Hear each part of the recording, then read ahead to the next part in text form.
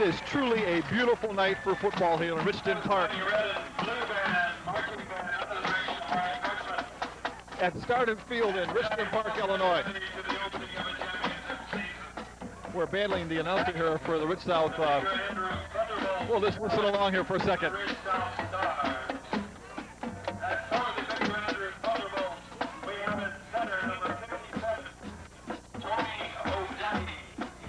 That's Tony Odette, I think, right? In guard, number 66, Chuck Bayetta. In guard, number 60, Mark Stockton. At tackle, number 74, Jeff Bay. At tackle, number 77, John Erickson. At tight end, number 80, James Hill. At flanker, number 86, Jim Martin. At split end, number 23, Mike Glavin. At quarterback, number 11, J.R. White. At fullback, number 33, Jeff Robinson. And at halfback, number 34, John Zilowicz. The coaches for this Thunderbolts are Mike O'Neill, Ed Barrow, Tom Lee, Doug McNeil, and Steve Donkowski. And now,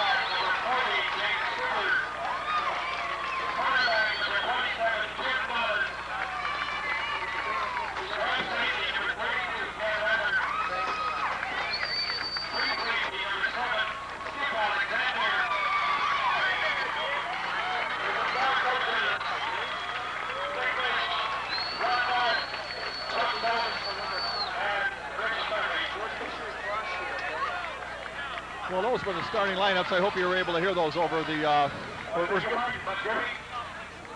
We're sitting right below the booth here at Rich South High School. Those are the starting lineups. The offense for Andrew and defensive squad for the Rich South Stars.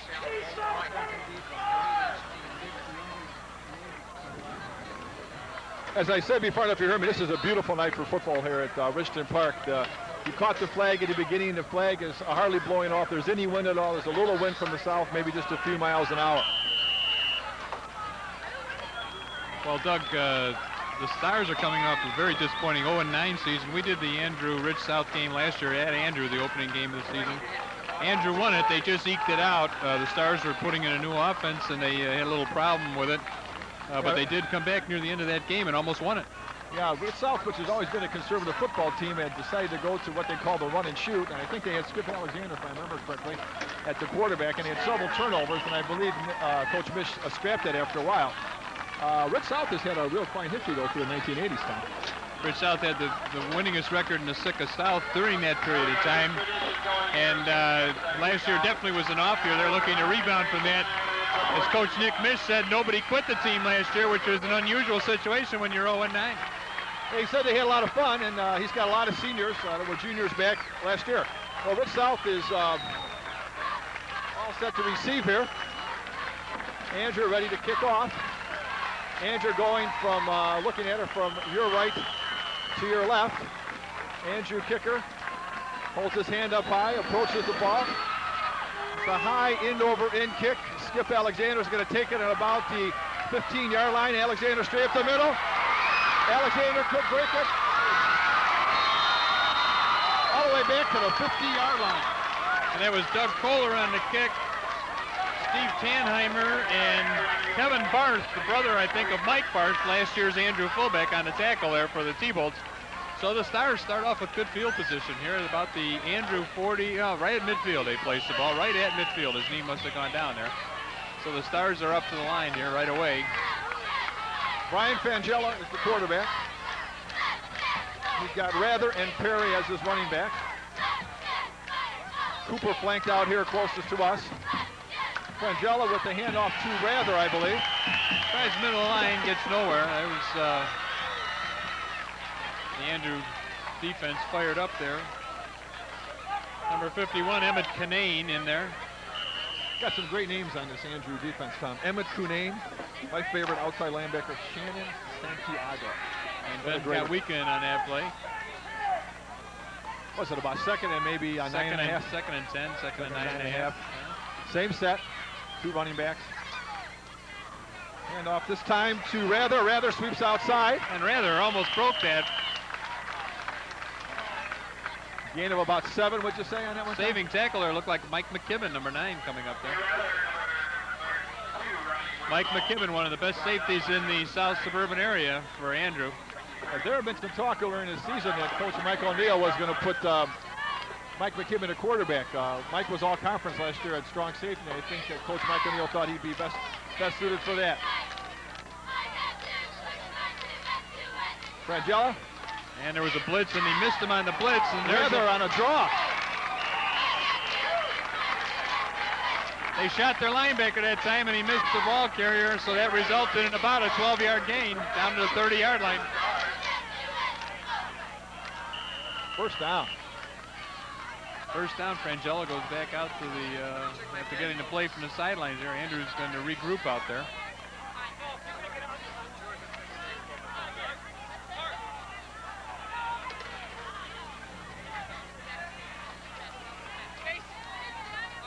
Frangella. The handoff to Cliff Perry, number 1. Cliff Perry got about 4 yards on that play, so it's 2nd and 6, 2nd and 7 maybe. Perry looks like a good inside runner. He got both hands on the ball, slides his feet well when he gets up to the line. We've got, what, 2nd down and 7 yards to go, so a 3-yard game for the Cliffster.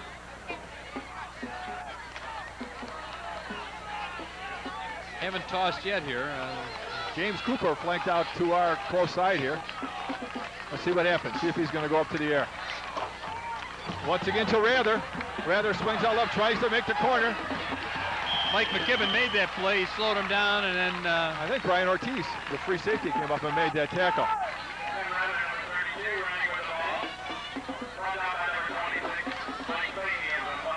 Mike Fahey came up from the safety position, or from the corner position. Mike McKibben, though, slowed him down going out there. Mike Fahey, a 5'9", 165-pound junior. One of the few juniors that starts for the Andrew T-Bolts. Brian Ortiz, number 21, over on the corner there, on the right corner for Andrew. Frangella back to pass. And he's buried. Dan Girk, 6'3", 200-pound outside linebacker. Running him through. So that creates a completely different situation here now. Well, Andrew came off a pretty good year last year, Tom. Andrew made the playoffs, and they almost they took it all the way to Homewood Flossmoor, almost beat him. Yeah, in fact, we did that game for Judge Cable. Right. And they played well in the first half, and eventually HF just wore them down. But this is every year. From the 32-yard line, the Stars are going to punt. Kind of surprising. They're punting into the wind here. Frangella back to punt. The quarterback does the punt. Coffin corner. Aims for the proverbial coffin corner on about the, 7-yard line. Looked like one of your chip shots there, Doug. By the way, I'm Tom Barrett along with Doug Gerke here. Our director is George Carpenter, executive producer Gerard Gabowski. Doug, you've got the rest of the staff here. Rest of the staff, the legendary Jack Criendo, the ever-popular Jay Holly, Dan Brennan, and Dale DeYoung. We've got the A-team here again tonight doing the game. Well, Andrew's deep in their own end zone here, and let's see, this is the first, not probably where you want to start your offensive set. Out of J.R. White. J.R. White, a quarterback for the Stars, in a one-back set here. If you followed Andrew football and you know Coach Mike O'Neill, you know what you're going to get if you're in your own 7-yard line. Mike's an old Catholic leaguer. You're going to get a lot of dives into the line. And also, he's dealing with a completely new set of cards this year. His entire backfield last year, Mike Barth graduated. Brian Ganser, his quarterback, graduated. The Dukester? Duke Cranley is gone. They're your three major contributors to their offense last year. They do still have Mike Glavin, who played a lot last year, and a few other players, some on the line, but basically they're starting all over here at Andrew. Okay, J.R. White, it looks like Martin and Glavin flanked out wide to the right. Oh. And there's your two-way player, Rather, coming up there. Number 33. Jim Amundsen running with the ball, but stopped by Ken Rather. Ken Rather, the running back on Rich South, really blasted Amundsen on that play. 32. Ken Rather, number 32.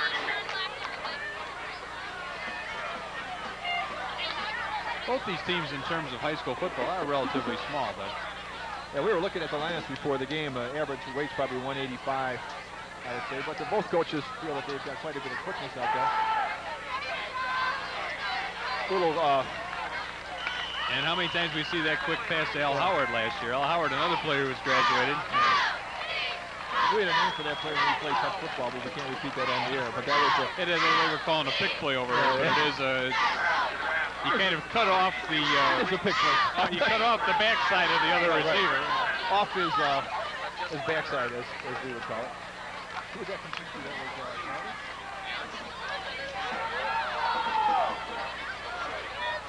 Okay, Glavin is flanked out to the right. You tell Glavin he's about 6'5", about 190 pounds. He's flanked out on this side of the field. Inside handoff. And there's their offense, that option offense, the motion, and the inside handoff.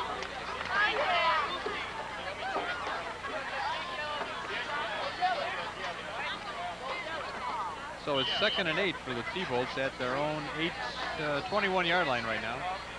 Well, that's a little bit out of character for Michael O'Neill to throw on that down, but they probably figured that Rich South was stacking a line against them. He might as well go outside. Well, Brian Fitzgerald and Van March flanked off here to the left.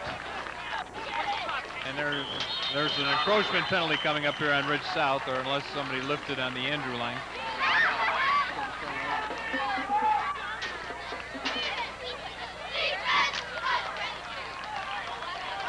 Let's go down to defense for Rich South real fast here. We got nose guard is 51 Scott Trill, and defensive tackle 66 Glenn Burseman, defensive tackle 73 Jay Purdy, defensive end Siobhan Hawkins, number 2, defensive end 57 Don Whitfield.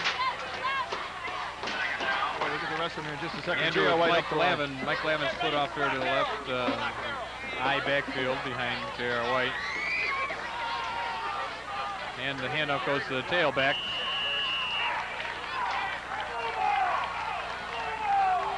We've got some very avid Rich South fans sitting next to us here. In fact, we've got right in front of us, we've got sitting. It was John Zilowitz on the carry, and it's a first down for the T-Bolts. So Andrew is moving the ball from deep in their own territory. They started on what, their 7 or 8 yard line.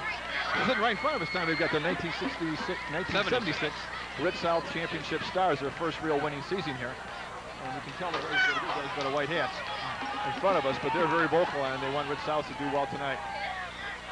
White over center now, going, got the flanker to the right side. This time looks like another quick pass, and it's intercepted by Rather and dropped. And they call it an incomplete pass. That looked like an interception. If we were in pro football, they would have a replay. I think he had that ball. I would think so. It was number 32 Rather, I think, that almost picked that ball up. Rather saw that play coming all the way. Yeah. That was a pick play, and he stepped up inside of it. Yeah, he just stayed home. He just watched the pick run by him, and he knew it was coming right. He played, as they say in pro basketball, you played a passing lane.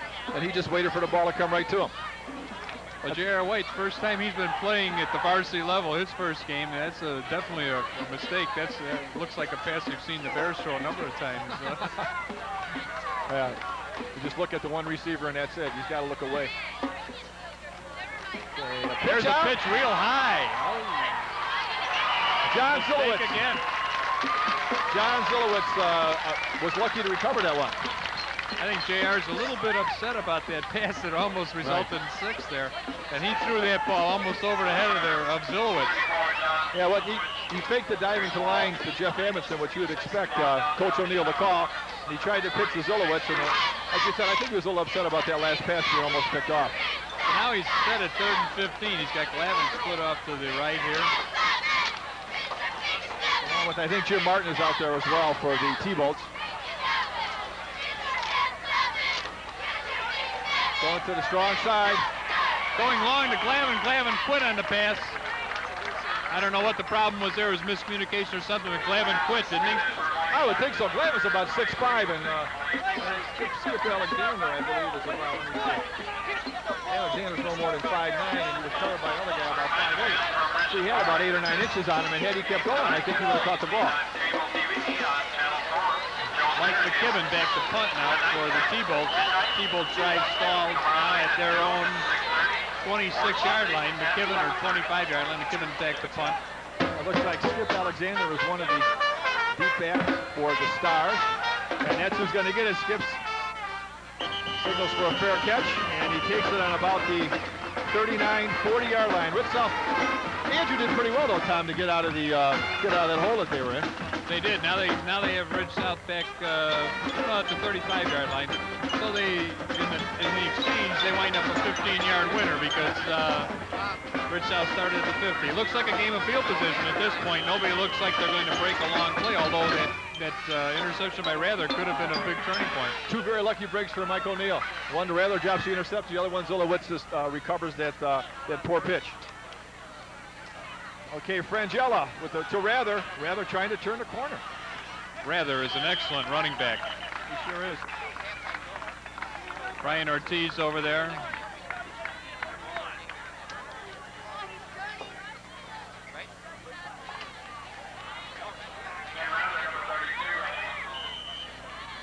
Dan Girk over there from his defensive end position, number 83. For those friends in Orland Park, you can see this game on Jones Intercable TV4, Monday at 7 p.m.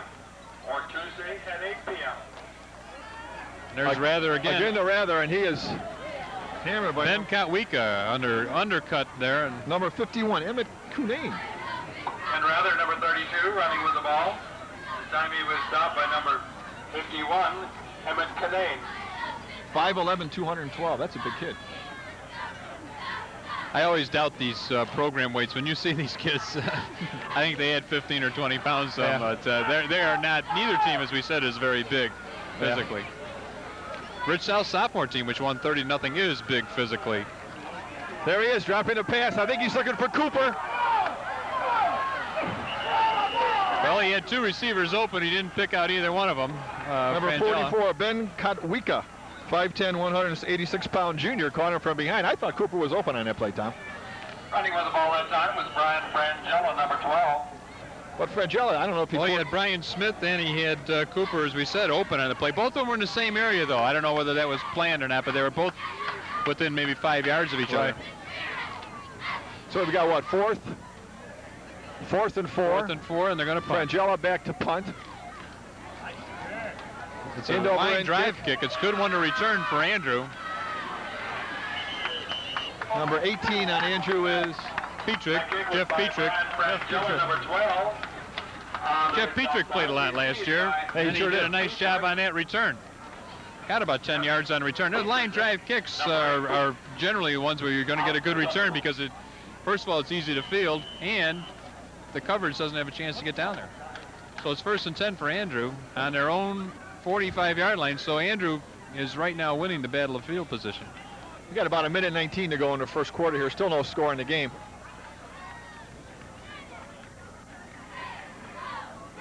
Motion by Zilowitz. J.R. White back to pass, and he's sacked by number 33.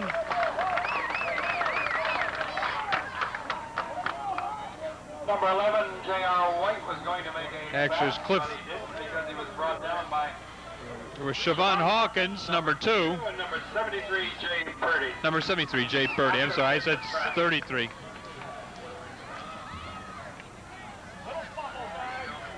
And we're down to about 48 seconds left to go in the first quarter here, Doug. So field position favors Andrew right now at their own 44-yard line. They lost a few on that, but on their own 39-yard line, I'm sorry. Hand off to Jeff Amundsen. He hits and spins a couple times. If there's any wind advantage, Andrew has it, but the wind is blowing very Little, as I said, out of the south, directly out of the south. And I think we're just about to end the first quarter. I don't think Andrew's going to get another play in. Maybe they will. There's about 18 seconds to go right now as Mike Glavin brings a play in. T-Bolt's in the huddle. Now they will get another play off because they're coming up to the line here. 3rd down and 11. Glavin split off here to the left, along with Van Martst. Nope. And that's the end of the first quarter, Doug. So we'll wrap it up here, but we'll be back to start the second quarter in just a minute. St. James Hospital and Health Centers. Rich South Stars versus the Andrew T-Bolts, beginning the second quarter here. No score in the game. Hope you're enjoying our first telecast here on Jones Cable. It's a beautiful, beautiful night for football. J.R. White over the ball for the Andrew T-Bolts. White drops the pass. He looks, he's got Glavin. He has Glavin at about the 43-yard line of Rich South for a first down. Unless there's a penalty here, in which there haven't been so far. I don't want to jinx anybody, but there haven't been any penalties so far. A very cleanly played game. First down and 10 for the T-Bolts. And they place the ball at the Rich South 41-yard line. So the T-Bolts are in business here at the Stars 41. I think their first game of the season, even the first quarter of the season, is so very important to set the right tempo. And both the coaches have worked at this first game. If you can get off on the right foot, it means a lot in football. If you lose the first game, you have a bad first quarter, and sometimes the kids start getting down. But both teams have kind of felt themselves out in the first quarter. You're trying to see what they can get away with. Andrews passed a little bit more than I thought. White on the option, pitches back, and it's definitely stopped there by number 40, James Cooper, who came up.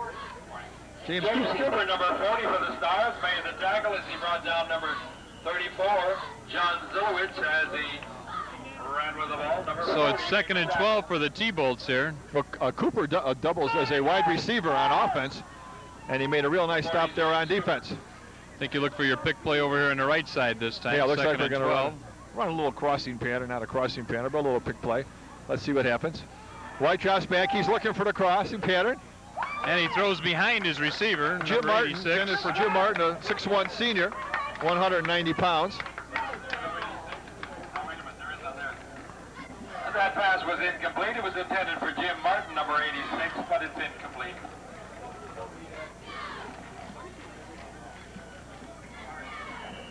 So the T-Bolts face a 3rd and 12 here at the Rich South 44-yard line. Heading from north to south right now as we sit here at Rich South High School football field, the Star Dome, as Doug said. Single receivers off to the right and left for T-Bolts in a draw. Zilowitz is brought down. Well, 3rd and 12, Tom, that was a passing situation, but O'Neill instead decided to go with the draw play. Cliff Perry stopped that play. There was a definite passing situation, but again, in the Catholic League, time after time, you see draw plays that are very successful on 3rd down and long. And Mike O'Neill had his cut his teeth, as they say, in the Catholic League and came over to Andrew High School a couple years ago. Has really turned the program around. Well, I remember Pat Cronin at St. Rita. That was one of his most successful plays on 3rd down. Punt, they're going to let it go. Takes a nice Andrew bounce down to about the 9-yard line. Well, Tom, let's quickly let's go through some Star Herald predictions here. So what the scores of this game is going to be.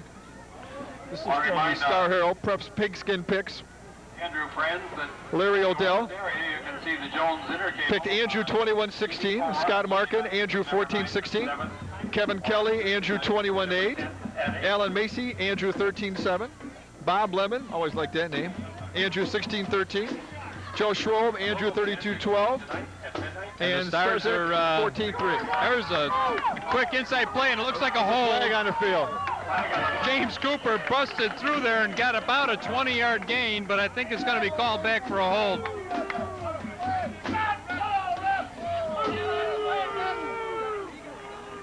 I'm sorry, Cliff Perry broke through. I got the wrong. Cliff Perry broke through for a big gain, but that flag was thrown immediately right it at sure the was, player. yeah. It looks like definitely a holding call. Well, as you can see by the different predictions of the noted sports writers that they all think Andrew's going to win, but it's easy to pick Andrew.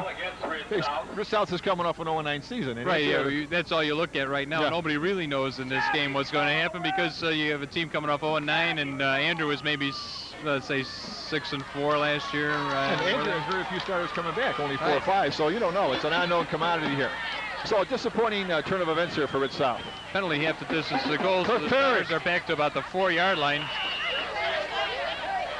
And they ran Perry again. I think it was Mike Fahey on the initial hit, and then Brian Ortiz came up and hit him as well. So it's at the 12-yard line right now. And it's second down and about 8 or 9 yards to go. The Andrew defense at nose guard, Rob Paz. Rob, the Wizard of Paz. The Wizard of Paz, a tremendous player. As he told us this summer, nobody really looks for small nose guards, but he's a tremendous player. Oh, yeah, he's very quick. There goes Rather. And Rather, as I said, is a very good running back. He brings the ball out to about the 18-yard line. We heard that Rather was honorable mention all conference last year. He averaged 5.6 yards per carry last year for Rich South on a team that was 0-9. And he's a nice running back. Keeps low to the ground and moves his feet very well. And Rich South is sitting 3rd and 2 at their own 18-yard line. So there's an interesting play call there. Let's see what it is. They're in a tight formation, it looks like. They have Cooper flanked off to the left side here. Hand off to Rather. Looked like a counter play coming back against Flo. Number 62 on Andrew brought him down. Unfortunately for the Stars, it lost a yard, so now it's 4th down and 3. So they're going to be forced to punt from deep in their own territory. Here's where your center exchange is very important. Back for Andrew to receive is number 18, Jeff Petrick. Rangella's kick is high this Very time. high kick. Petrick disdains the fair catch and gets a good return, about 15, 16-yard return down inside the 30-yard line to about the 29-yard line. But that was crucial. That was a crucial missed tackle there. That was about a 15 or 20-yard swing there. When that ball went up, I thought Petrick was going to call for a fair catch, but knowing Jeff Petrick from last year, I know that he likes to run those kicks back. He's a little crazy. You have to be if you're going to return a punt. Yeah, you have to be. But he, you know, and that's what a coach likes to see back there, a kid that'll take a chance. Andrew has a legitimate scoring opportunity here if they can avoid mistakes. 1st and 10 on the 29-yard line. J.R. White. Inside handoff to Amundsen, Jeff Amundsen. And Amundsen may have a first down. He's down inside the 20 to about the 17-yard line, so it is a first down. The stakes are moving. Amundsen, 5'8", 191. That's what they list him in the program. He's number 33 out there. John Zilowitz is the other running back. He's number 34. He's 5'9", 173. Coming down to 7 minutes left in the half here. T-Bolt's 1st and 10 at the 17-yard line.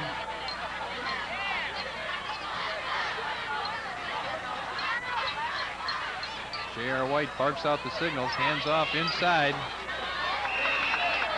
Again to Jeff Amundsen. I think he's playing for a field goal here, Tom. It was only a first down play. We'll see what happens here. 2nd down and 9, but the field goal may win this game the way the offenses are sputtering. Both offenses are sputtering. Do you think it's just the first game jitters, or? I think, offense is very difficult to get in gear.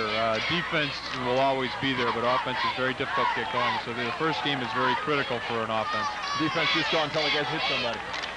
Defense, you play more by instinct. Offense, you have to be more robotic. Robotic, I like that. And Zilowitz's knee went down at about the 16-yard line. So we're facing a 3rd and 10 here at this point for the Andrew Thunderbolts. A 3rd and about 8, I should say. J.R. White looking over to the sideline, see what Coach Mike O'Neill is sending in. As usual, when we enter a game, most people yell at the refs. I don't believe the refs can hear them, but they're a good 50 yards away, but they'll give the refs a yell. Mike Glavin and Ben Kawika came into the game that time.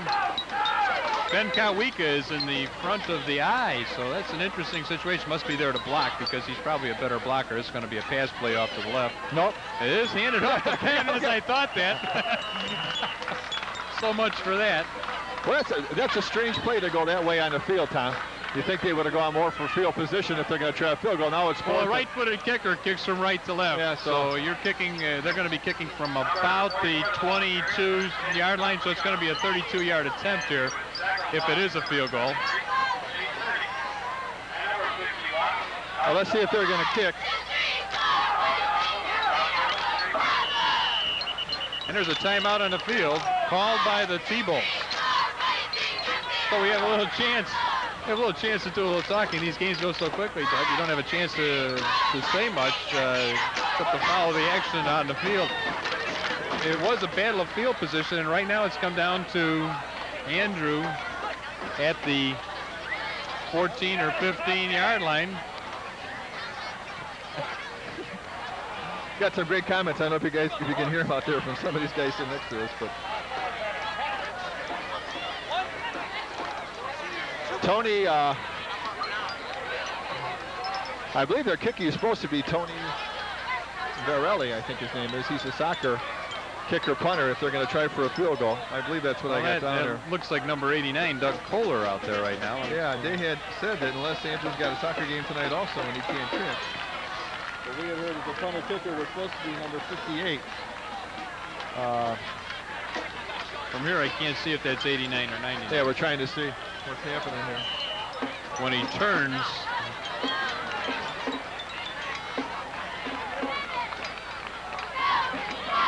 it's a big guy. It looks like number 89, but we can't really tell who it is here. Number 8 there, Petrix is holding. number 99. Snap is down, and the kick is up, and it is off to the right. Number 99? Number 99, it was Rippinger. Dan Rippinger missed the kick. Well, that's different than we thought. I had read that one of the soccer players, again, Tony Varelli, was going to kick for him. That kick, when it went up, looked like it had the distance, looked like it had a chance to be good, but it was off to the right. So there was your left to right. It didn't go left to right. But it's not a good sign when your kicker stands over the spot all the time while the timeout is going on. I don't know if he's praying or what he's doing, but it was a good kick, though. It was just a little bit to the right. Kickers have to be free spirit. So definitely he had all the leg he wanted, and there was just the location. Okay, so we got a little bit under 5 minutes, 4:59. Hand off to Rather, maybe about... Well, this is a different offense than we saw last year from Rich Southtown. Much different offense, not that run and shoot. But for Andrew on defense, to quickly place him here, Rob Paz at the nose, defensive tackles Mark Slawkowski, and the other defensive tackle Emmett Kinane, defensive ends Dan Kirk and Shannon Santiago, linebackers Scott Miller and Ben Kotwika, and the corners are Mike Fahey, Jeff Petrix, strong safety Mike McKibben, free safety Brian Ortiz, number 21. As the Stars come up to the ball. Pangella back to throw. And he came underneath the traffic, had a receiver wide open, and was dropped. Number 5, Brian Smith. If you're Coach Nick Mish, what are you doing right now? You know, yeah, that was about a 15-yard gain and maybe more if he would have run after the, what do they call it, RAC now, running after the catch? Well, that's 3 breaks now Andrew has gotten. You got to think about this game so far. There's been no turnovers and only 1 penalty. This is very unusual for the first game of the season. And from that point of view, the coaches are pleased, but I'm sure they like to get their offense in gear. Here's Pangella, dropped the back to pass again. Now he throws to Cooper. Nice reception by Cooper. He got in the seam of the zone there in defense. I think it's a sign of a good coach. When a pass doesn't work, he goes right back and throws again. Otherwise, you get discouraged and say, the heck with that, I'm just going to start running again. And if you do that, then you become very predictable. So this is the first evidence of offense by the Stars here, and they're out to their own 35-yard line, 1st and 10. And he puts it at the 34-yard line. Hoping this guy to our left will run out of voice in about the 3rd, 4th quarter here. But here we go. Frangella back to pass again. Cooper. Cooper Coach caught a Wico whack right there from on Ben Kotwika there, but ball was through Cooper's hands before that. You remember, probably it dates us, but back when the Cubs used to play out in Brooklyn, you'd hear those games at night from Brooklyn, and this is the kind of noise they had in the background out there. And they used to play in New Jersey, too. I think some of the Dodger games were played over in New Jersey. Over by Deer. Over by Deer, yeah. Boy, there was some of the fans, they'd leave those mics open down below to get the crowd noise. Yeah, well, we're sitting right in the fans, so right in the stands at the field, so we're picking up a lot of crowd noise. As they say, this is a very active crowd. Good crowd on hand. Cliff Perry up the middle. Delayed handoff to Perry, and he got about a 5-yard gain. So it's 3rd down and 5 for the Stars at their own 39-yard line. Putting together a pretty good offensive thrust here right now. And for the Stars, Lionel Hill goes out, and in comes Brian Smith with a play. Lionel Hill was the one who took the defense deep when they tried to throw underneath him to James Cooper on that last play. Well, they have Cooper flanked off there to the left. Cooper's big, he's about 6'3". Vangelo looking for nice sack in there by number 39 for Shannon Andrew. Santiago got in there. Shannon Santiago.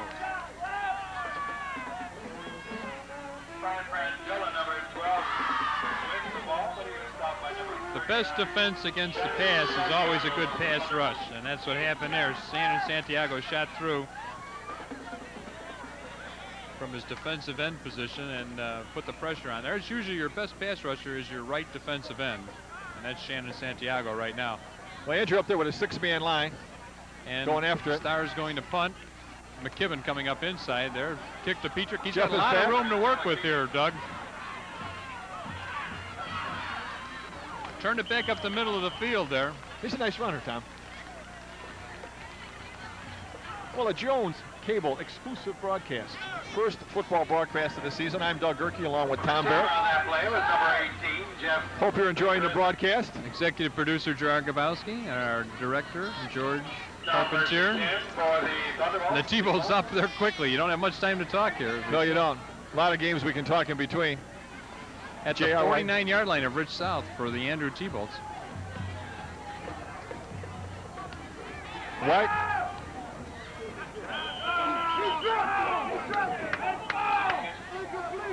Pass was complete. The complete pass was Quick to pass to Mike Glavin. 6'5" guy and you throw the ball right on the ground, so he's got to go down and get it. But I remember Mike Glavin playing basketball at St. Damien out of Oak Forest. yeah, it's grown a little bit since then. second and 6. White drops to pass again.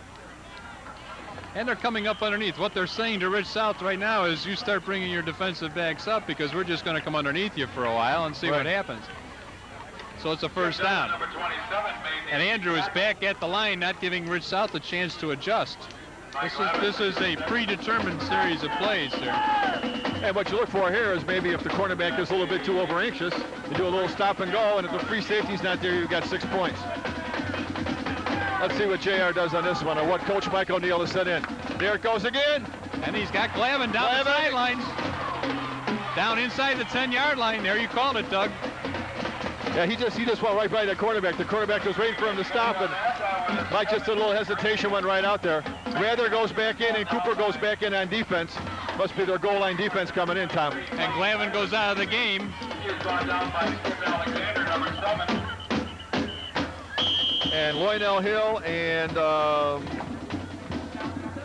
We'd like to. And there's a timeout on the field. Coach Mike O'Neill comes out, and Nick Mish comes out to talk to the Stars. So Mike O'Neill comes out to talk to the T-Bolts. 1976. maybe we can mention here, Tom, when we've got a half a minute to talk, which we don't really have a lot. Right is right. Tony Baranek had a good article in the Southtown Economist, and he picked the Andrew, of course, is from the Sitka West, and Rich South is from the Sitka South. And he picked both teams to finish fourth in their respective conferences. He picked the Sitka South as Bradley, Kankakee, Rich Central, Rich South, Rich East, and Crete Monique. Well, Bradley is one of the top running backs in the area. Conrad Coleman. Right. That's a great name, too, for football, Tom. Sitka West has got Lincoln Way with Darrell Rice that split in this year. And Bolingbrook, Lockport, and then Andrew is fourth. Romeoville, Joliet West, and then Joliet Central. So those are Tony Brannick's picks. Well, minute 34 left to go in the half here. Andrew T-Bolt's coming up. They have Martin split off to the right here. What do you do here, Tom? You're Mike O'Neill. You're on about the 10-yard line. I think he goes back to Amundsen and Zilowitz. Right. He's got it down where he wants it, and he's got a chance to get a field goal out of it. And he goes with Amundsen there, right, to the 7-yard line, maybe 8-yard line. Oh, you work with one of the great coaches at St. Rita. Ed Buckley. Ed Buckley, yeah. You were a spotter and a defensive spotter. Ed Buckley is a legend. I don't know if anybody's ever heard of Ed Buckley, but he's a legend on the south side for a few years there at St. Rita. This is the type of football he would like right here. Now they have Mike Glavin in the slot, so they might try to come with him inside. He's got a good size advantage. Now they go back inside on the handoff. So we're getting down into under a minute in the first half here. 57 seconds to go and timeout Andrew. Now, if you look at Mike Glavin, he's about 6'5". The defensive back that's covering him is about 5'10", 5'9". You cut Glavin on a quick post. It's going to be awful tough to cover him unless a linebacker comes in over to disrupt the play. Now, would you look there over on the far side of the field? Would you look for Glavin to come to the wide side of the field over here? I would think so. They flanked him off to the right that time, ran the play inside. It's 3rd and 6. But then again, you throw that interception down here, you're out of you lose yourself 3 points with 57 seconds to go in the half. So the old Catholic League philosophy: when you throw the ball, 3 things can happen, 2 are bad. So let's see what happens here. We've got 57 seconds left. If you ask me, I'd go up top to Glavin right now. Yeah. Well, just put the ball high and say, go up and get it, Mike.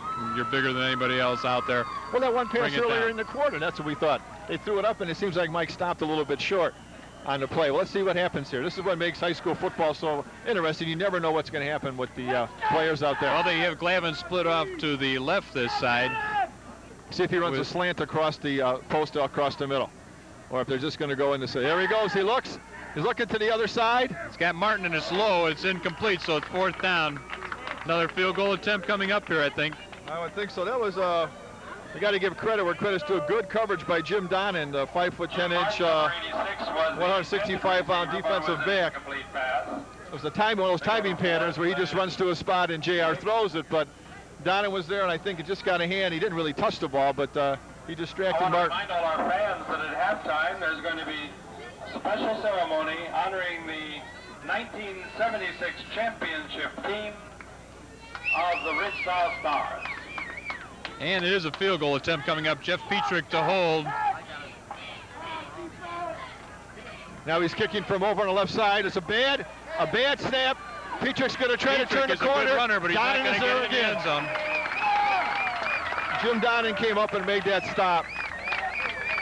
Well, Coach Mike O'Neill will probably discuss that particular snap. That's Tony Odette, I believe, on the snap, and Tony's one of the veterans on the team, and he needs that good snap. So with 46 seconds to go in the half, Andrew has pretty much controlled the tempo of the first half, but hasn't scored yet. If you're Rich South, you're going into the locker room tied 0-0 right now, and you know that you were a couple of plays away from being in control of this game. There's about 3 plays we could point to. What do? You throw a bomb here, Tom, or just run it out? Oh, they're going to just run it out, I'm sure. You don't want to make any mistakes. And we're down to 23 seconds to go, and I think that's going to be the end of the half here, so we can... It's kind of easy for us to sit up here and say, why don't you throw a bomb? Yeah. But if you throw a bomb and get it intercepted, Nick Misch will never forgive himself. Well, this has been kind of an unusual first half. I would expect some more scoring, but Rich South has gone a little bit more to the conservative style this year compared to last year. When we saw unusual in that there haven't been a lot of mistakes, and the mistakes that have been made have been harmless. They got away with them. So it is 0-0 at half. We'll be back in a little bit with the second half. See if this tempo picks up a little bit. Nachos and candy and pop and all.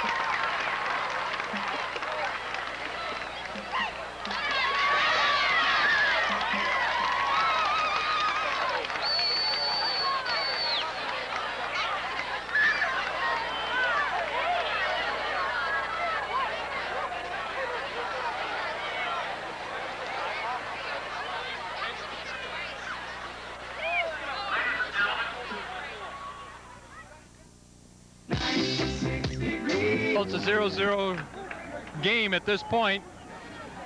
The kick goes deep. Looks like Jeff Petrick, and his knee was down at about the 13, 14-yard line inside the 15. So the Andrew Thunderbolts start off with poor field position here in the second half. Remember the beginning of the first half, the Rich South Stars started inside the 50, or right about the 50-yard line. Now Andrew has to go a long way. Well, we got some time here, Tom. Let's mention the coaches. For Andrew, head coach Mike O'Neill. Other coaches, Ed Barra, Tom Leahy, Doug McNeil, and Steve Dulkowski. For the Rich South Stars, well, let me get this after this play. And Andrew has Mike Glavin split off to the left. And Martin out to the Jim right Martin here. Off to the right. Single back in the backfield. Petrick's in motion. Amundsen, I think, is the handoff. Doesn't go very far. Let's get those Rich South coaches while we can. Head coach, of course, Nick Mish. He's been here for many years, has had many successful seasons. He's also had Coach Bud Griffey, Coach Chuck Phillips, and Coach Ron North. And the Rich South defense, you're not going to run the middle very much with Scott Sherlin in there. Scott's a tremendous ball player. He stopped that play cold. And then just about every time Andrew has tried to run the middle, Scott's been there. He's played a tremendous game out there. I think we'd agree that Andrew's passed more than we would think. We'd have thought this coming into this game. O'Neill doesn't like to pass. Here we go again. Coming inside to Mike Glavin again. That's been successful for him. That's the play that they've been running very well. Let's set that offensive line for Andrew. 57 center is Tony Odette. The guards are 66 Chuck Baez and number 60 Mark Zofke. Tackle number 74 Jeff May, and tackle number 77 Jake Anderson. Jake Erickson, excuse me. Tight end is Dan Snell. Flanker is Jim Martin. Split in Mike Glavin. Quarterback is J.R. White, and the running backs Jeff Amundsen at fullback, and halfback John Zilowitz. And number 27, Jim Dannon made the play on that. That's Jim Dannon. Jim Dannon, I'm sorry, made the play on that one. He's made some key plays for Rich South this game. He stopped Jeff Petrick on that muffed field goal. A slow start to the second half here. Now there's 10 minutes and 42 seconds to go. Third down, 4 yards to go for Andrew at their own 17-yard line.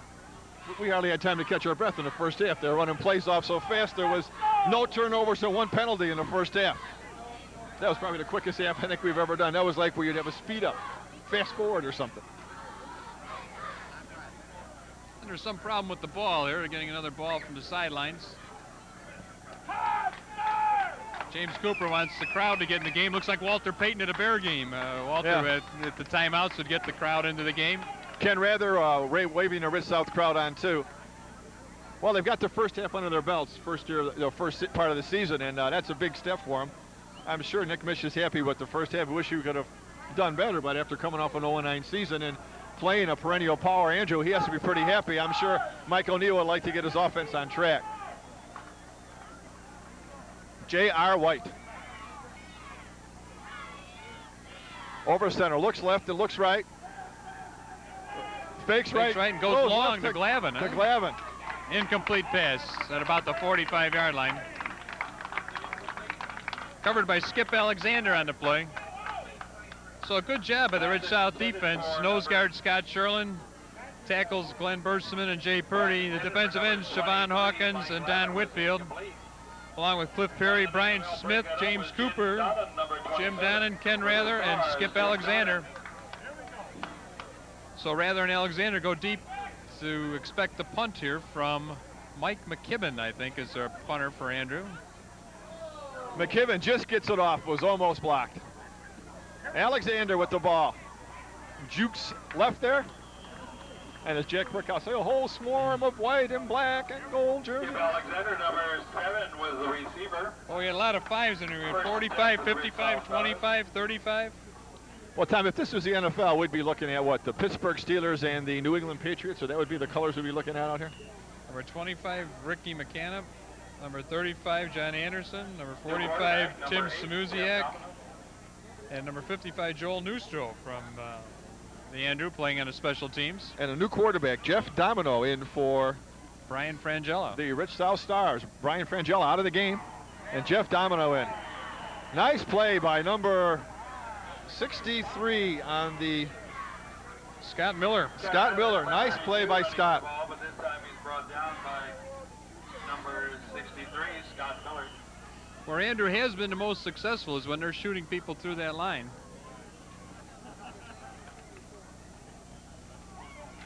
Scott Miller came from his defensive tackle position. He's one of the down linemen there on the right side. Rob Paz at the nose. The Wizard of Paz. Jeff Domino.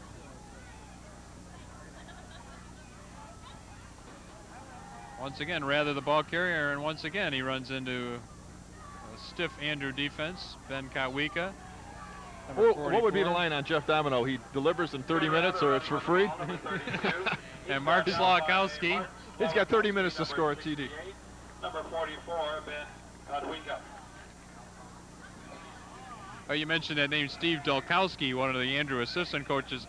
I've always heard that the fastest pitcher in the history of baseball was somebody named Steve Dolkowski, but he had no control. He never made it up past the minor leagues. Ken Harrelson will talk about him in hushed terms. Jeff Domino under a good Andrew rush. Brought down once again by, what was that, number 39? Number 39, Shannon Santiago. Rob Paz was back there along with Ben Kawika. Once again, they all linebackers came on that play. So it's 4th down and a good distance here, about 19 or 20 yards to go. Rich South is backed up to their own 40 to 41 yard line, and they'll have to punt here. Jeff Petrix is back, and Frangella in the punt. Frangella, pretty high punt. Petrix going to take it. Almost fumbled it. Gets up to the 35 yard line. He's brought down there by James Cooper. James Cooper made a nice play. Number 18, Jeff Petrusek, made the reception, number 18. He was tackled by James Cooper, number 40 for the Stars. James Cooper, number 40. So the Thunderbolt offense is back on the field. J.R. White at quarterback. Well, Mike O'Neill was quoted in the paper as saying that his defense is pretty solid, but his offense is the thing he has question marks about, and I guess it's been pretty well proven out right now in the game. Well, there's no real formula for coaching offense. It's just kind of a chemistry that has to develop over a period of time. Usually the first games are very difficult offensively. And I think the point you made before was a good point in the fact that Andrews had trouble running up the middle, and that's where Mike Mark did it for him last year. And they could always go to him for some yardage. This year they're having some more trouble, and their best play has really been going to Glavin. Don Whitfield on the tackle for the Rich South Stars there. He's played a tremendous game also for them.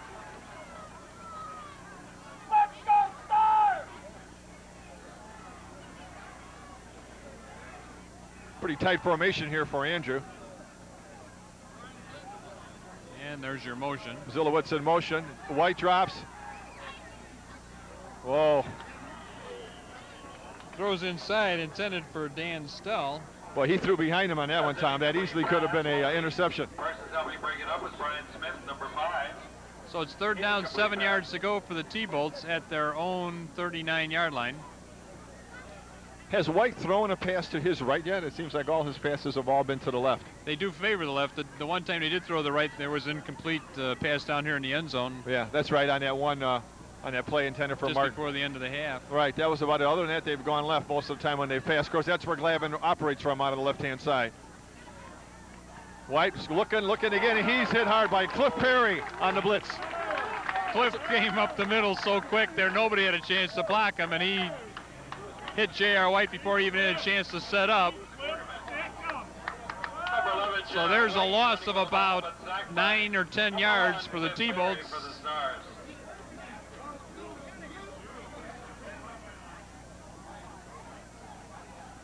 Well, that's a major league sack there. And Tony Varial is in the punt, so that's the name you were talking about before. Tony Varial is the punter for the T-Bolts. Yeah, he's their soccer kicker. I thought for sure he'd be kicking the field goals. Kicks it low. It's going to bounce. Nice Takes an bounce. Andrew bounce. Inside the 30 to the 26 yard line, where half the Andrew team downs it. So the Rich South Stars will take over, and it's still no score in the ball game. A little bit over 6 minutes to go in the third quarter. Hope you're enjoying this exclusive Jones cable broadcast. Jones Intercable. This broadcast is going back into both of the Jones Intercable areas out here in Park Forest, Madison, and back into Orland Park. And the Stars are up to the line very quickly here. Domino is still in at quarterback.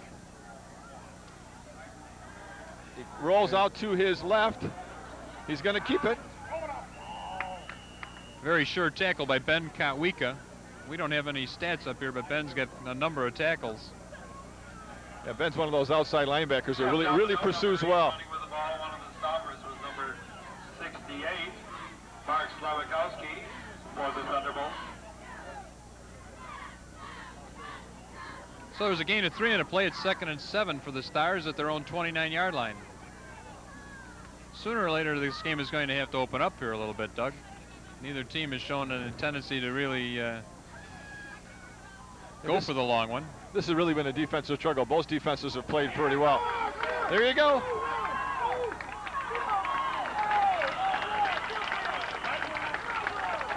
Cliff Perry takes off and brought down by Brian Ortiz from behind. Cliff Perry, man, number 1, making a first. Cliff Perry caught the Andrew defense there in a blitzing situation. Scott Miller came up hard on the inside, got blocked out of the play, and Cliff Perry broke off tackle there for a good gain of about 24, 25 yards, 35-yard run. And that's the Gissing game. Nick Mish guessed that they were blitzing, and O'Neill, who's been very successful sending his linebackers, got caught that time with a nice draw play by Perry. That's the best play so far for Red South. Here's Rather now, real good running back. McKibben after him.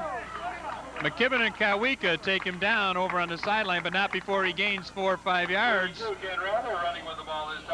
Well, Tom, this is the first real surge of momentum that we've seen in the game. Actually make that 8 yards. It's 2nd and 2. Big Mo is on Red South side right now. Red South Stars. Well, the announcer said 2nd and 4. The board said 2nd and 3 for a while. Now it is about 2nd and 2. That's about where it should be. There's about an 8-yard gain there. And the Stars are on the move.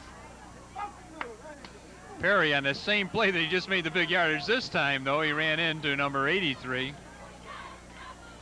Well, you can diagram that play several times and run it several times. Sometimes it works, and sometimes the blocks just aren't there. There's Frangella coming back in the game. Let's see if he's going to be receiver or not. Yeah, Frangella must be in a receiver. And Smith comes off. Yeah, Brian Smith is out, so we have Frangella, who's going to, looks like he's moving into the tight end here on the left-hand side.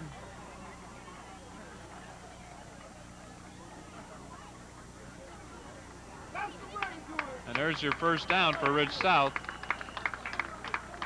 Frangella obviously with some talents as a blocker to put him in that situation. Well, we were talking to one of the people before the game here from Ridge South, and they said that Nick Mish has been playing several of the players both ways in the game, looking for the right combination. There's a situation where you take your starting quarterback and put him in tight end and have him go out and block. Well, Cliff Perry gets a first down for the Stars at the 33-yard line, first down and 10 at the Andrew 33 with 3.5 minutes to go in the third quarter. No score yet.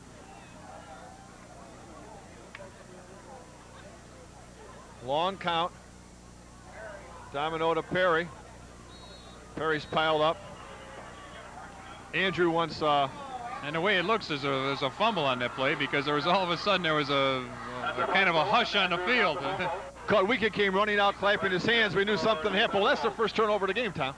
First turnover of the game, amazingly, for the first game of the season. First game of the season, where 3 minutes to go in the third quarter. Yeah, that's our first. That turnover. always gets me when you watch a pro game and they're in the early part of the season and they're in the preseason. They say, well, these are the mistakes you make early in the season. But these are people who have been playing football all their lives. These are kids out here, 17, 16 years old. And most of them are playing football just for fun, really. They don't have any serious career ambitions. Some of them do, but they just like to play the game, and that's what's nice about high school football. So we'll see how much momentum has shifted here. If Ritz South can come up with a good defensive stop here and force Andrew to punt, maybe they'll keep momentum on their side. But that's the last thing Coach Nick Fish wanted to see was that fumble on that last play. But well, Zillowitz did get stopped for no gain by Siobhan Hawkins there, so it's 2nd and 10. He's wearing 57 tonight. J.R. White.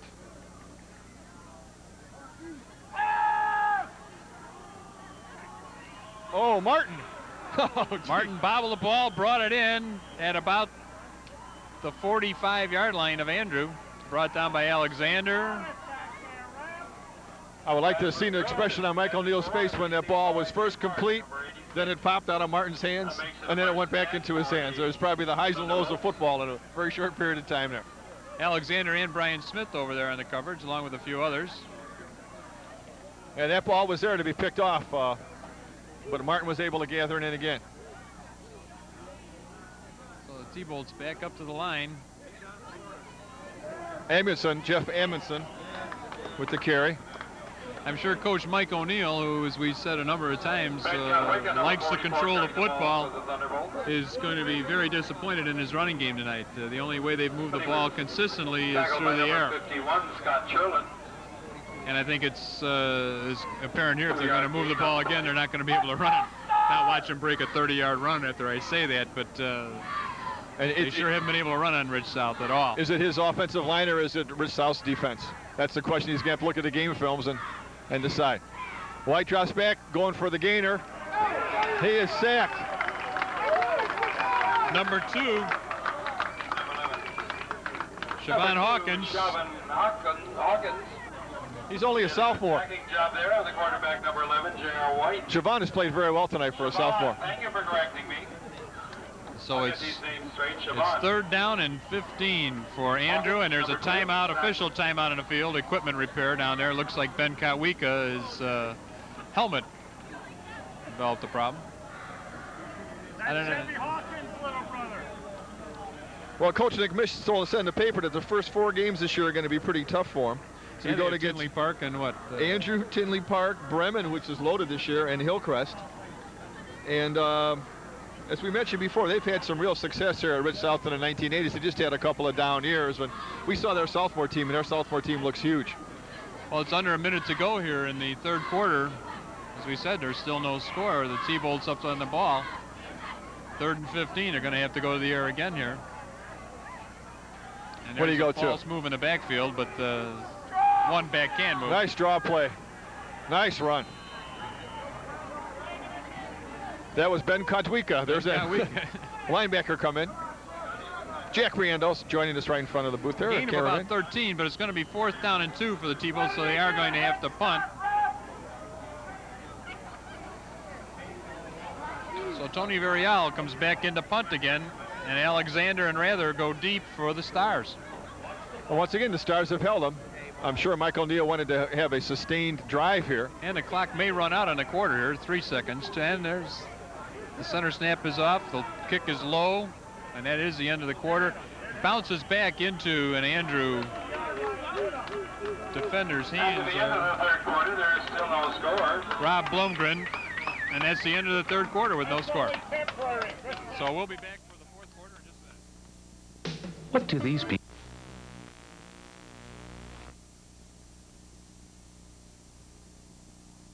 We've got 12 minutes on the clock. Still no score. I would say, Tom, Rich South probably had its best offensive drive in the 3rd quarter. They were moving the ball well. They got the big off-tackle play, Cliff Perry there for about a 35-yard gain, brought the ball down into Andrew territory. Now they're back at their own 26, so the battlefield position continues. You look back at a couple of key plays, the missed field goal by Andrew, the missed center snap and a field goal by Andrew, and a dropped interception by Rich South, which may have led to 6 points or close to it. Jeff Domino still in. He pitches to Perry. It looked like a little delay in that pitch. I don't know if he was surprised by the fact that Perry wasn't there or what was going on. Yeah, I was just going to say. It didn't get a smooth start. Yeah, Perry was hesitant for a second, was standing there. But I think that's going to happen early in the season. Jack Riendo is here, and Jack said he smells overtime. Do you think so, Doug? You see anybody scoring here? Jay Halley said he smelled it too, and it didn't smell very well. Well, right now the key is a turnover. If you get a turnover deep into territory, in somebody else's territory, it's going to be a big one. Well, the way these defenses are playing here, any points on the board. I think these coaches did settle for a safety here, anything. And an inside handoff to Rather, who goes nowhere, so it's 3rd down and about 7 or 8 yards to go yet for the Stars. Rather on a little slant play. Looks like he was going to start going over towards his right, and he slanted back to the left, but Andrew read it pretty well. The Wizard of Paz, Rob Paz in there on the nose Along guard. with Scott Miller. National champion in the stands tonight. Chavez Hawkins is the first Rich South national champion, Division III wrestling. And there's a timeout on the field. Coach Nick Mish goes out to talk to the Stars. This is kind of an interesting game because both teams, Coach O'Neill lost most of his starters from last year. Out of a very successful season, he was 8-2 overall and 5-1 in the conference. And he's trying to see how the team's going to come out. Nick Mish, of course, coming off the 0-9 ticket season, and trying to see if the, and last year was an interesting thing. In the paper, it said Nick had 55 guys out for the team. They won 0-9 and nobody quit. So he said no matter what happens, the kids are going to learn some football skills. And they're playing Andrew pretty tough right now. I don't think Coach Mish has to be disappointed at all. Andrew was probably one of the teams he was not dreading playing, but he was probably rather open against some other team. But this is a real good test, and I think his team's come out pretty well. Like you said before, Tom, I think this is the turnover is going to be the big key. We've only had one so far in the game, was that unfortunate fumble by Cliff Perry. But that was right after Cliff made that tremendous run, and then followed up by that real nice run by Rather as well. Well, Coach Mish, I'm sure, not that he's looking past this year, but he knows that sophomore class. He saw their first game today, 30-0 was their win in the game before this, and they're a good-sized group, as we said before. Also, and he's got a sophomore that's Siobhan. Was it Hawkins? Has just played a tremendous game on defense for him. I think for Mid-South as a sophomore, you got to be real happy with that. Domino back to pass. Domino delivers. Oh, just a little long. Domino delivers. Domino delivers to just a little overthrow. Skip Alexander. Skip Alexander. That was an incomplete pass. A lot of Andrew jerseys back there. Jeff Petrick, Brian Ortiz back there. Mike McKibben was back there. Mike Fahey was back there. Jeff Petrick goes deep now to receive the punt. It's 4th down and 7 yards to go for the Stars. If you're Mike O'Neill, do you go after this punt now, Tom? He hasn't yet, but he loops McKibben. He hasn't done anything here though this time. Oh, that's a pretty bad punt. And Petrick calls for the fair catch, which is unusual. The ball goes out of bounds at the 43-yard line. He was looping McKibben and Shannon Santiago. I thought maybe they would reverse that loop and make a quick run at it, but it's still 10 minutes and 46 seconds to go. They may be saving that for 3 minutes and 46 seconds to go. Oh, that punt was a little bit higher and shorter than normal. Some of other Frangella's other punts, but it gives Andrew field position, about their own 43-yard line. We've got 10:46 to go in the fourth quarter. Still no score here if you're joining us. Martin and Glavin flanked off to the right. I keep waiting to have Glavin on a post because he can come inside. It's going to be awful tough to cover Glavin on a post one-on-one, and there is single coverage on him right now. And who is that? That was Jeff Amundsen. Jeff Amundsen, yeah, on the handoff. We can tell it was. And he made a first down there. He got about a 15-yard gain or so up to the 46-yard line. That was a nice play for Andrew. That's probably been their most successful running play so far. Well, the coaches are up in the press box reviewing stuff, and they're trying to phone changes down onto the field, looking for openings, and maybe in the fourth quarter they'll see something, spot something they can take advantage of. Well, they've got Glavin flanked off here to the left this time. Oh, missed handoff. A missed handoff for sure. Yeah, when you flank Glavin out far to the at the end position, he's covered by James Cooper. When you put him inside, Number 11, J.R. White, running with the ball, but I think he's Cooper's covered by the strong safety, Ken Rather. number 2. I think Cooper's the matchup you want if you're a Mid-South Star. Right, and you want Hawkins. you would like to match him up against Rather, who's a great running back, but he's going to give away a lot of inches to a receiver like Mike Glavin. J.R. White drops the throw, looks over to that left side again. He overthrows his receiver there. Number 82, Van Martz. So it's 3rd down and 11 yards to go for the T-Bolts. Well, after a real nice running play, there's a two plays that I'm sure Coach Michael Neal was not too happy of. One where J.R. White turned the hand off, and all he saw was Siobhan Hawkins standing there. There was nobody to hand the ball to. And then a pass that was overthrown. So it's 3rd and 11. Glavin and Martin flanked left and right. It's got to be a passing situation. Probably passing to the left again. Over towards us as we look at the field. There's an offside penalty Laundry on the coming field. up here. To Glavin. I think Glavin jumped on the play, so we're going to have this play come back, even though it was complete for a first down. Rich South coach adamantly pointing against Andrew. And the referee tells him, don't move those stakes just yet, pal. Backfield in motion. There's a flag on that play. Some men working on the chain gang. The late, great Sam Cook. Good. That's the sound of the men. Sam Cook met an untimely demise. He certainly did. Yes, he did. Great singer, though. You still He hear was. Yeah. his songs are. Yeah. Sitting on the dock of the bay. Oh, that was Otis Reddick. It was? Yeah. I was just testing you, Tom. Otis wound up at the bottom of a lake, I think. Yeah, up I know. Well, up in Wisconsin. How did our somewhere. conversation take this turn, Tom? I don't know, but it's a 0-0 game with It's a 0-0 game. 9:24 to go. We're trying to kill some time here. We got to get some it's 3rd offense. and 16 for Andrew right now. Okay, J.R. White. Let's see if Andrew's going to get their offense in sync or if Rich South keeps them off balance. J.R. looks to his right for once.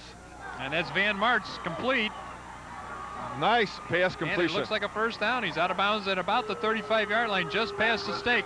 That was the best pass J.R. threw all night, Tom. That was right on the money. Threw it right over his shoulder. Was complete, and that makes a 1st and 10 for the Andrew. Well, that's one of the hardest passes in football to throw, the down and out. Because you're throwing away from the receiver, you got to get the timing just right. And it's 1st and 10 for Andrew. They're at the 35-yard line of Rich South with just about 9 minutes to go in the game. Okay, let's see if Andrew can put another good offensive play together here, or if Rich South is going to stifle him. Inside handoff to Amundsen. Down to about the 30-yard line. Good gain on a first down play, so it's about 2nd and 4. And around the 29-yard line of the Stars. Stars have to stiffen their defense at this 34, point. and John Zilowich was the ball carrier on the last one. And they're in the full house right now. Him down was Brian Kotwika in the fullback position. The wishbone we used to call it last year. The bone. Yeah, the bone. O'Neill's in the bone. There he is. There's Zilowich. your veer option there to Zilowitz, and down inside the 25-yard line for a first down at about the 22. So first down and 10 yards to go for the T-Bolts. You Andrew fans remember last year, that's the offense that Brian Ganser ran so very well. That bone with Brian Ganser being the very mobile quarterback and running Barth and Dukester Cranley with that. So we always said every time Coach O'Neill got within about the 20-yard line, he'd go to the bone. And here he is back in the wishbone again. And they're in it again, as you say, Doug. Kotwika in the the fullback position there. Here apparent to Mike Barth there. It isn't. That's Amundsen in the up position. And that was a handoff to Mike Fahey, who's a defensive back. So that's the first time we've seen him carry the ball. So Mike O'Neill, as Coach Mish was doing on Red South, he's bringing some defensive players over to play offense. Cliff Perry, number 1, bringing him down. And Cliff Perry, one of their top running backs for Rich South, of course, made the tackle. So you've got to say we got players playing here both ways. And Glenn Burseman in with Louis Gale out for the Rich South Stars. I guess Second and 8. You can call this the sustained drive here, Tom, if they have one more successful play. Again, they're in the full house. Fake the handoff. He gives the handoff to Amundsen. I think it's tough. Rich South has done well against the run, unless they can run those fakes, various series of fakes that you have with the wishbone well. The Rich South players are going to read that. Don Whitfield and Siobhan Hawkins on the play there again, and along with Jim Donnan. So the Stars can be very proud of their defensive game that they've been playing so far. No score. Okay, now you can see that Coach O'Neill has gone out of the bone. He's in with the single back. See if he starts somebody in motion here. And in this situation, you have Mike Glavin with double coverage off to the left side. He is going to Glavin, and he's bumped from behind interference at about the 6-yard line, 7-yard line. And that was a clear pass interference. I know Rich South Star fans, if they see this, may disagree with this, but he definitely. Ryan Smith came up from behind a little early. He definitely made contact while the ball was in the air. One of our fan in the stands here is going for the ball. That is true, but you cannot blast the guy before the ball gets there. Well, they list Brian Smith at 6 foot, but he looks a little bit smaller than that. looks a little smaller than that, and I know Mike Lavin goes about 6'4". Geez, what would they list us that time if we played? 15 yards. Yeah. Probably. I always doubt these heights and weights when you see these What do you think they overestimate more, in basketball or in football? That was defensive interference. Football. Football, probably, yeah. 1st and 10 at the 11-yard line, so Andrew can get a first down without scoring here. Back to the bone. Back to the bone again. Long count. Hand off to one of the trailing backs. That was Is that Fahey. Mike Fahey again? I think that was Fahey, yeah. Down within the 10-yard line. And there's an injured star on the field. Mike Fahey, number 26, carrying the ball for the Thunderbolts. He looks like he's in quite a bit of pain. With his wrist, possibly. Who was that, Tom? Is that Alexander or Hawkins? Trying to pick a number up here.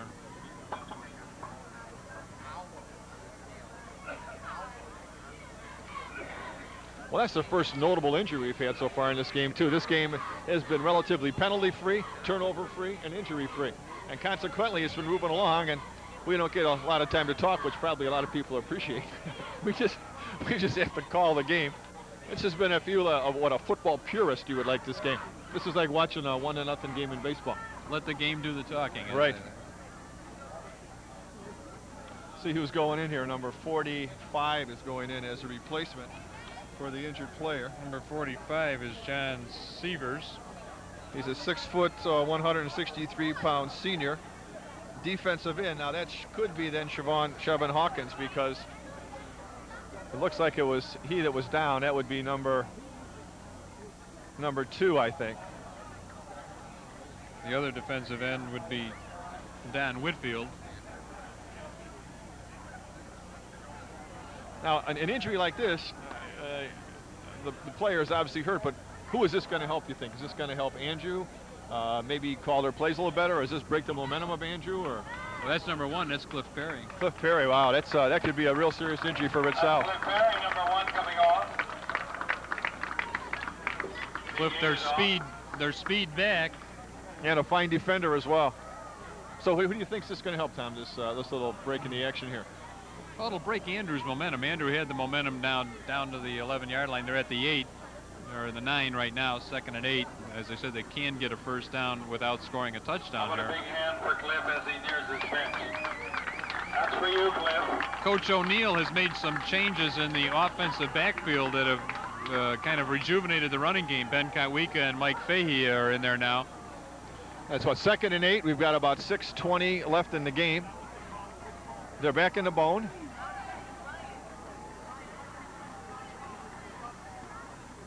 Long count again by Andrew. Roll out. He throws underneath. I think and it's a complete Martin, for a touchdown for Zilowitz, I think. 34. Zilowitz or Martin. John Zilowitz came up underneath. That's kind of a little flood pattern they run over there. They run the back up underneath the receivers. Pass to John Zilowitz. And Zilowitz caught it. I think he caught it in the end zone. I can't really tell from here, but it was a touchdown for Andrew, so they're on the board, 6-0. And there goes your overtime. Yeah. That's Maybe.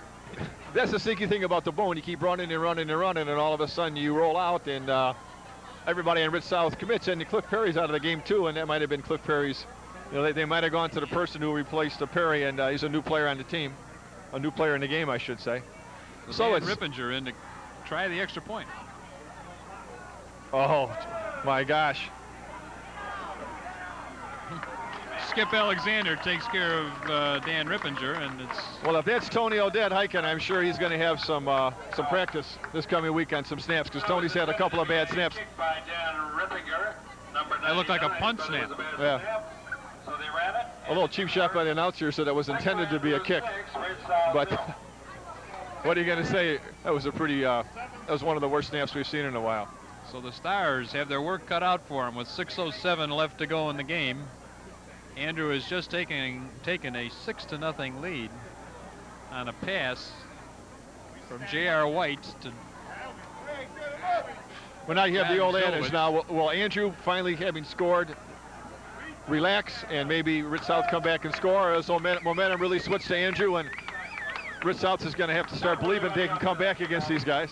Well, this puts the pressure on the Andrew defensive backs, Mike McKibben, Fahey, Not a few, but everybody. Brian Ortiz, Jeff Petrick. Come on, Stars. Come on, Let's see, Stars. two, Because I'm sure with 4, 6:07 to go, now the Stars have no choice but to start opening it up. Ritz South now has 11 men in the field. They only had 10 for a second. There seems to be a little bit of confusion on the kickoff. Probably Cliff Perry was supposed to have been one of the men, so they Yeah, had to probably make a making some substitution on adjustments. the kickoff. Rather and Alexander are deep. Well, this is a big offensive series coming up for Ritz South, and of course a big defensive series coming up for Andrew. If Andrew can keep the momentum going, or if Ritz South can reach back and try to get some offense going. This guy next to us is great. Well, Ritz South coming off an 0-9 season does not look like they're going to have an 0-9 season this year. They're going to win some ball games. So they're very competitive. They were in this game all the way so far. That's a nice Deep kickoff. kick. Nice kickoff. Alexander's going to let it go and bounces into the end zone for a touchback. Ritz South will take it on to 20. That was a nice kickoff, Tom. Yeah, Alexander let it go, and those are live balls. But the referee called it dead in the end zone. Called a touchback. No time off the clock there, so it's 6:07 to go in the game, and the Stars have the ball at their own 20. Jones Cable, Intercable, TV broadcast exclusive. I'm Doug Gerke along with Tom Barrett. Producer Our George executive Carpenter. producer Gerard Grabowski. Gerard is up Grabowski there, right? coming up here, executive producer.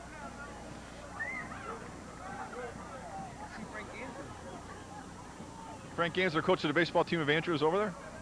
Yeah. And we were just saying that the wishbone is what Andrew scored on, and that's what Brian ran so well last year. His son Brian ran. And a bootleg there fails. So it's For the Stars as Dan Girk tracks down the Jeff Domino. about 5:40 or 5:45 to go in the fourth quarter. Andrew visiting Andrew T-Bolt 6 and the home Ritz South Stars in the Stardome here, or the Stardome Field, I should say. I like the Stardome, it sounds better. 6-0. 2nd and 15 for the Stars. Domino at quarterback. Cooper flanked off to the left. Alexander slotted to the right. Inside handoff to Rather, who's got close to a first down, and I got a 10-yard gain, excuse me. Rather carrying the ball for the Ritz South Stars. So it's 3rd and 5 at the 25. Good run by Rather. Inside handoff, kind of a delay or draw. 3rd and 5. Down, about 5 yards to go. Under 5 minutes now to go in the game. Cooper flanked off to the right. Alexander slotted to the left. Domino back to pass, throws downfield for Cooper, who cups underneath Jeff Petrick. Pass is complete, brought down by Petrick and Brian Ortiz. So as we said, the Stars are going to have to try to bounce back from that score by the Andrew T-Bolts. Number 40 was good. Ball is at the 45-yard line, first down. Ritz South 45-yard line, first down and 10. And Jones Cable, I'd like to thank Athletic Director George Egofsky for his cooperation tonight in the game. George has been the only athletic director they've had at Ritz South, and the field is named after him. Stardom Field or Egofsky Field. Rather inside for 2. 4:18 to go in the And Rather, game. number 32 carrying the ball for the Ritz Stars South trailing 6-0. For our friends from Andrew, we have some changes in that TV show. It'll be Monday night at 8 p.m. on Stars Channel at their 4, own 47. and Tuesday Jeff at 7 p.m. Domino gets the play from on Coach Nick Channel Mish. 4. 8 on Monday, 7 on Tuesday. So under 4 minutes to go here, Tom. Ritz South trying to, you know, when if O'Neill gets this ball back, it's run the clock out city, so the Ritz South Stars are going to have to get something generated. Smith and Alexander flank to the left. Cooper Jeff Domino. flank right. Domino back to pass. Overthrows Alexander in the flat, covered by Mike McKibben and Dan Girk for the Andrew Thunderbolts. You know what seems tough is Domino's always rolling to his left, and it seems that would be tougher to throw rolling to his left. Seems to be easier if he'd be rolling to his right, but that is the wide side of the field. But Number 2. And they're still on that side of the field as it's 3rd down and 8. So this is a big play. The 3rd down with 8 to go. Well, they had trouble with the straight drop back because of Andrew's blitzing and their defensive line pressure. The old cliche, is this the biggest play of the game for Rich South Stars? I would say so at this point. They've got Cooper flanked right, Alexander flanked left. Domino back to pass. He's looking for Cooper at the line and did not get off the line. Brian Ortiz covered him right at the line, bumped him, and Cooper fell, so the pass went incomplete. Now, do you punt on this one, Tom, or? 3.5 minutes to go, you have to, I think. Otherwise, you give Andrew the ball at midfield. But there is timeout, Ridge South. They are maybe trying to think about it. I don't know. And we've just been handed a note. Jack Riendo is our executive part-time production assistant. Is that a pay raise or not, Gerard? Gerard's going to sleep on that. Jack Riendo, one of our cameramen, is just taking a bar examination. Executive director will get the first pay raise. Yeah, we have Jay Holly up here in the camera. Right, Jay Holly up on the camera. Our cameramen, we got a chance here. Yeah. Big Jay Holly, the ever popular Jay Holly. Who are our other cameramen? We've got, let's see, we've got Dale DeYoung, we've got Dan Brennan. Got, of course, Jack Riendo, Jay Holly, George Carpenter is our producer and director, and Gerard Grabowski is our executive producer. We've got the A-team here today for Jones Cable. I hope you're enjoying the telecast as much as we are. We've got about 3.5 minutes left. T-Bolt 6, Stars 0, and Nick Mish agonizing. What's he going to do? Is he going to punt? Is he going to run it? What's he going to do, Tom? I would think he would have to punt right now. They don't keep track of the timeouts. There have been a couple timeouts in the half, at least one charge to Ridge South. Both coaches go off the field, but they are. It looks like they are calling a play here. 4th down and 8. You're giving away pretty good field position here if you don't get it complete. I think he knows O'Neill, and O'Neill's going to sit on the ball and run it out. What do you do here? Go to Cooper or go to Skip Alexander? Yeah, Alexander flanked to the left, Cooper flanked to the right. Let's see where he looks. He's looking to Cooper. No. Boy, that's a disappointing play for the Ridge South Stars. Number 51, Emmett Kinane in there, along with Ben Kawika. Well, that's a gamble that. Along with Mark Slokowski. That's a gamble if they succeed. Nick Mish is heralded as a brilliant coach, and when he doesn't make it, people immediately say that they should have kicked the ball. Well, their problem, as we said, has been if they do drop back like they did there, Andrew's defensive pressure has been causing him trouble, and there was just another good example of it. Kinane came in there along with the others. Let's have a contest to call this play, Tom. I would have guessed Amundsen on a handoff. I think that's what it is. I think you won the lottery there. Okay. It's 3:09 to go, and it's Andrew needs 1 first down to probably seal up this game. And of course, if you're Ridge South, you're looking for the football. You're looking to jar that football loose, come up with that fumble. And if you're Ridge South, you're probably going to put as many men on the line or near the ball as you possibly can. O'Neill is telling White, make sure of your handoffs. Make sure it's in. Don't make any. Don't do anything you're not supposed to do here. Just hand the ball directly into him. Move by the right guard there, number 60, for Andrew. Ryan Callahan jumped a little bit there. Well, that's not what Coach Mike O'Neill and the Andrew T-Bolts want to see right now. Not only that, it stops the clock. Yeah. So we got 2:38 to go at 6-0 T-Bolts. Of course, if you're Coach Nick Mish and Ridge South Stars, that's exactly what you want to see. Hope he jumps another time, and you eventually get that ball back. If they get it back, it'll be nice in about a minute. You'll see the ball aired out, I'm sure. This is a beautiful night, though, for football. Perfect night. It's just a warm little bit day. of a breeze. It's a nice, cool evening. There it is, Amundsen again. The one press box we were in there was big, was out of Naperville. Naperville North had a tremendous press box. And they had Doug's up there and everything. Tom Carballo was going nuts up there. They didn't invite us back there, so you'll know. Well, Jay Holly says Rich East has a great press box. Number 33. Well,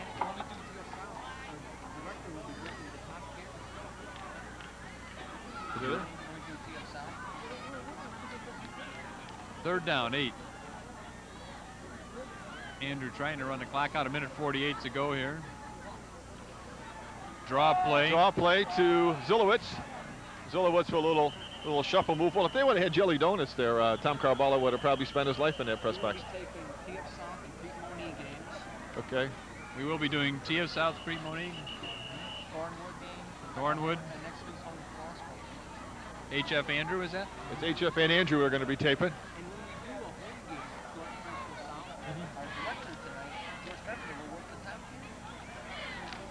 George Carpenter's going to be working the top camera at Andrew next week at TF South. Well, just like the football players put offensive players on defense and defense players on offense, we put directors behind cameras and cameramen have become directors. It's a versatile staff here at Jones Cable. We've got a well-trained crew as the T-Bolts are coming out to punt here at 4th and 5 at the Ridge South 38-yard line. How many stars will be on the line to block this punt? Well, what do? You go after this guy here and try to block and give yourself good field position? Or if you're Andrew, do you try to bury him down on about the 5 or 10-yard line? Tony Varel back to punt for the T-Bolts. This is what we're hoping for, Tom. Rich South to get the ball. We'll try to air it out. Maybe we'll see some real wild action here in the last minute. Pressure on the Andrew cornerbacks and safeties. 1:37 That's a good snap. Low line kick. drive by Varelli. And they let it go. Nice play by Alexander. And who else is back there with them? Is that number 40, I believe. Tony Varielli, number 58, made the kick. Well, a minute and a half to go. 6-zip. First of many high school football games going to be brought to you by Jones Cable this year. I hope you've enjoyed the broadcast. If you're a Rich South star, you probably haven't enjoyed it as much as the Andrew T-Bolt. We go to both areas. We go to Orland Park and to the Richton Park It was area. an interesting game from both sides. Rich South certainly has something to build on here, and the game isn't over yet. There's still a minute and a half to go. They split 3 receivers off here to the right, run a little pick play. Looks like Cooper and Alexander underneath. Alexander cut behind Cooper. I think Alexander was trying to get out of bounds there. He should have tried to get out of bounds. He was cut short. His legs were cut out with maybe about 3 or 4 feet from being out of bounds. The clock is running as the 9:20 train going through over there? Yeah, just what Rich South needs when he's trying to call some type of an audibles. The train comes by, he can't hear anything. Looking for Cooper, throws it behind him. And the referee rules it a no trap. catch. The one official in the middle came running up, pointing, saying he did not see the play, and the outside linesman said no, it was not a complete pass. I think the Rich South coach, no, he's just calling the play. I thought he was debating with the referee. Well, at least stops the clock for him, Tom. We hear Johnny Cash. I hear that train a-coming. I hear that train a-coming. Did he sing with Sam Cooke at all? I don't think so. I don't think they're ever in a duet. Okay, just a thought. Cooper and Alexander off to the left. Domino throws and it bounces again into the hands of the receiver and out of the hands of the receiver. Another pass under Alexander. throw. We've got under a minute to go now. It's 4th and 7. This is the biggest play for the game now. This is where they got to complete a pass. 59 seconds to go in the game. Cooper and Alexander off to the left. Out of the shotgun. Domino gets plenty of time to throw. It's Intercepted by McKibben. What does Don Meredith say? Used to say? I think you can turn off the lights. The party's over. Yeah. I think he might have sung with Johnny Cash. He might have sung with Johnny Cash. So we're down to 51 seconds to go. The game is just about been sealed up by Andrew here with that interception. Huh? Would you say so, Gerard? No overtime? Yeah. Jay Holly was hoping for an overtime tonight, but he had it in our Jones Cable pool overtime. No problem. Yeah, okay. Yeah. 4 o'clock. Yeah, delay a game coming up here, I think, on Andrew. Down to 25 seconds to go in the game. Well, if you look back in this game, your coach Nick Mish, you can't be really too disappointed by the way his team played. I'm sure he wouldn't say that to his players after the game after their 0-9 last year, but I thought his team showed a lot tonight, coming out and playing Andrew very tough. O'Neill went to the bone within the 20, and that pass play did it for him. several plays that could have turned it around for Wood South, as you said in the first half. A dropped interception, a dropped pass, a bad pitch by White that Zillowitz was just able to recover. White really got hammered by Alexander White there. drops down, and that's going to run the clock out, I think, at this point. 16, 15 seconds 14. to go. Well, Tom, I enjoyed the first telecast of the year. These high school football games are just great entertainment. Somebody in the paper the other day said for $2 you can't beat it. I see Coach Lou Narish down here from Tinley Park, who's going to be playing Rich South next, so I'm sure they're doing a little scouting. Look for a pretty good comeback by Rich South. I think they showed a lot tonight. Offensively, again, they've got to get something going. Andrew the same way. Andrew may have solved a few of their problems by making some changes there offensively. Yeah, I think you're right. When they brought Fahey over, when they brought Kawiko over, the offense, it seemed like their offense picked up a little bit of steam. Both defenses, I thought, played real well tonight. There were some outstanding plays on both sides. You wonder what the status of Cliff Perry's going to be. If he's going to be available. He seemed like he walked off. It seemed like he might have hurt his arm or his shoulder or his hand or something. Well, he's out there now in the handshake procession after the game. Another good thing about high school football games, the handshakes after the game. Mm-hmm. Well, I'm looking forward to doing the Homewood Flossmoor Vikings battling the Andrew T-Bolts. You talk about a wide open offense. Now the Andrew defensive back is going to have their hands full. Yeah, I like the Homewood Flossmoor come up with one running back and 4 wideouts and just go at him just like a pro set offense. But getting back to this game here, Andrew's got a tough road ahead of him, and so does Rich South. I think Nick Mish is probably, after that game last year that they started off at Andrew, when they started that run and shoot, it seems like a little more steady offense. So the final score here of this game. As we have our Jones Intercable shirts on for the first time tonight. Yeah. Got us in the gate for free, Tom. We bought a program, but we got in the gate for free. Final score here tonight. Andrew